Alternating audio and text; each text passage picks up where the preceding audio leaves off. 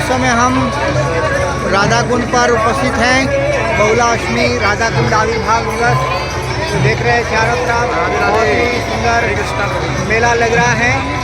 तो अभी हम यहाँ ब्रजवासियों के मुखारविंद से थोड़ी राधा कुंड की महिमा सुनेंगे। तो देख सकते हैं हजारों नहीं लाखों भक्त जो हैं आज और कल पूरा मेला है यहाँ पर। तो अभी हमारे साथ में ब्रजवासी हैं, तो प्रभु जी के मुखारविंद से हम यहाँ की महिमा राधा कुंड की महिमा सुनते हैं। हरे कृष्णा बोलो। हरे कृष्णा। तो आपकी वाणी को पूरा जगत सुन रहा है, तो आप बताइए राधा कुंड। राधे राधे, हरे भक्तों को राधे राधे।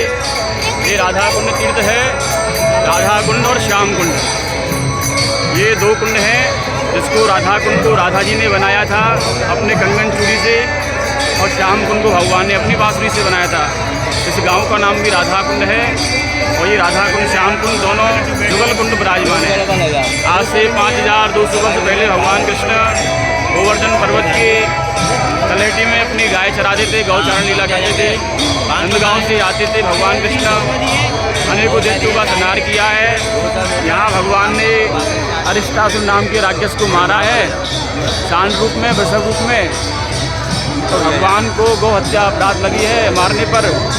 राधा जी ने कहा, हे कृष्ण, अरिष्टासुर का नाम का राक्षस जो दैत्य था बैल स्वरूप में आया है, तो आपको हत्यारे हो गए, इसको निवारण करिए, अन्यथा आप हमारे राजमंडल में सम्मिलित मत होइए। भगवान कृष्ण ने नारद जी का आह्वान किया है। नारद जी ने कहा है, भगवान कृष्ण, संसार में जितने भी तीर्थ हैं सही में स्नान पूजा अर्चन करें, सभी को हत्या से मुक्त होते हैं। तो भगवान श्याम सुंदर ने योग माया का ध्यान करके जो आज श्याम कुंड बना हुआ है राधा कुंड के बाएं तरफ, वहीं सारे तीर्थों को आह्वान किया है। सारे तीर्थ भगवान के सम्मुख पधारे हैं। भगवान ने बाएं पैर की एड़ी जमीन में मारी है, गड्ढा हुआ है, और उसी गड्ढे में सारे तीर्थ समा गए हैं, सम्मिलित हो गए हैं अंश रूप में। तो वो श्याम कुंड कहलाया। भगवान ने उसको बांसुरी से निर्माण किया है। गंगा, यमुना, नर्मदा, सिंधु, कावेरी ऐसे अनेकों नदियाँ, अनेकों समुद्र, अनेकों तीर्थ वहाँ जल रूप में, अंश रूप में विराजमान है। भगवान श्याम सुंदर ने अपने ही कुंड में स्नान किया है, पूजा अर्चना की है। अरिष्टासुर को मारने पर जो अपराध लगा है वो उनका दूर हुआ है। बाद में राधा जी से भगवान ने बोला है, राधा रानी सुनिए, आप वृक्ष की राजा हैं, हम सभी प्रजा हैं।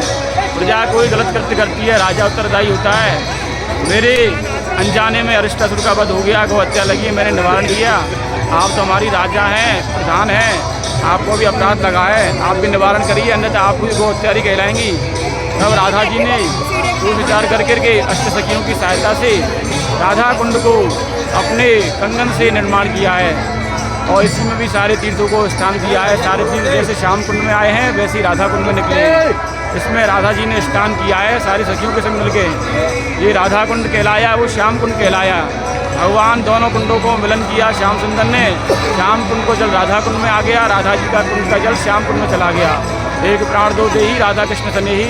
जैसे कुंड दो हैं, जल एक है, ऐसे ही राधा कृष्ण है, शरीर दो हैं लेकिन आत्मा एक ही है। जिस दिन भगवान श्याम सुंदर ने अरिष्टासुर का वध किया था और कुंड का निर्माण हुआ, उस दिन कार्तिक की कृष्ण पक्ष अष्टमी तिथि थी। तो भगवान श्याम सुंदर ने उस तिथि पर आशीर्वाद दिया, हे राधा रानी, जैसे आप मुझे प्रिय हैं वैसे ही आपका कुंड मुझे सदैव प्रिय रहेगा। मैं समस्त सखाओं के संग मिलकर आपके कुंड में जल क्रीड़ा करूँगा, और आपके कुंड की महिमा मेरे कुंड से भी ज़्यादा रहेगी। राधा जी ने श्याम कुंड से कहा, हे कृष्ण, जैसे आप मुझे प्रियतम प्रिय प्यारे हैं वैसे ही श्याम कुंड आप मुझे प्यारा रहेगा। मैंने सारी सखियों के संग मिलकर आपके कुंड में स्नान पूजन करूँगी। भगवान ने राधा जी की आग्रह पर अष्टमी के दिन यहाँ वरदान दिया कि हे राधा रानी, जिन दंपति पर संतान नहीं है या बेटियाँ हैं, वो आपके कुंड में आज ही के दिन, अष्टमी के दिन, कृष्णाष्टमी के दिन, बहुलाष्टमी के दिन, अहोअष्टमी के दिन स्नान करेंगे मध्य रात्रि में, दोनों पति पत्नी, तो उनको पुत्र रत्न की प्राप्ति होगी। ये मेरा वचन है और आशीर्वाद है। तभी से यहाँ परंपरा चली आई।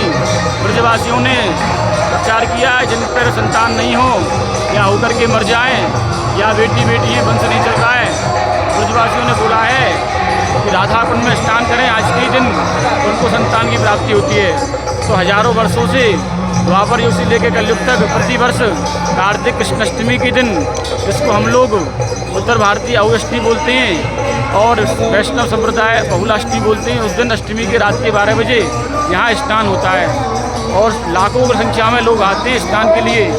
जिन पर संतान नहीं है या बेटियाँ हैं, चाहे विवाह को 20 साल हो जाए 25 साल हो जाए, विश्वास करके भगवान पर आशा करके राधा कुंड में डुबकी लगाते हैं और एक फल कुंड में अर्पण करते हैं। जो फल छोड़ते हैं उसको खाते नहीं हैं, कामना पूर्ण होने पे दोबारा फल छोड़ते हैं जब उसको ग्रहण करते हैं। और ऐसी कृपा है राधा जी की, सभी लोगों को कार्य पूर्ण हो जाता है। पूरे भारतवर्ष से विदेशों से भी लोग स्नान करने आते हैं। कार्तिक में अष्टमी के दिन स्नान होता है और उससे एक दिन पहले भी होता है सप्तमी को, दोनों दिन स्नान कर सकते हैं। पूरी राधा रानी की यहाँ का महत्व है, यहाँ का महत्व है। हरे कृष्णा। बहुत बहुत धन्यवाद गुरु जी, तो आपने बहुत ही सुंदर राधा कुंड श्याम कुंड की महिमा को सुनाया। तो आप देख सकते हैं अभी पूरा मेला लगा हुआ है और पूरी तरह से भक्त लोग आनंद में भगवान की प्रेमा भक्ति युगल सरकार की राधा कृष्ण प्राण मोरा युगल किशोर जीवने मरणे गति नहीं कोई और। तो इस प्रकार से भगवान की